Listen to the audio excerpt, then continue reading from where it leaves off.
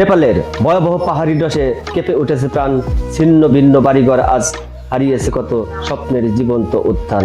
প্রকৃতির নির্মূল পরিহাসে থমকে গেছে পথ, মাটির বুকে চাপা পড়ে আছে কত অজানা মানুষের লাশ। পাহাড় ভেঙে নেমে এলো অশ্রুর মতো ঢল, নিঃস্ব মানুষের কান্নায় আজ ভারী আকাশের তল। তবুও ধ্বংসের মাঝে জেগে ওঠে বেঁচে থাকার আশা, মানুষ আবার গড়বে জীবন, মুছে যাবে সব দুঃখ দুর্দশা।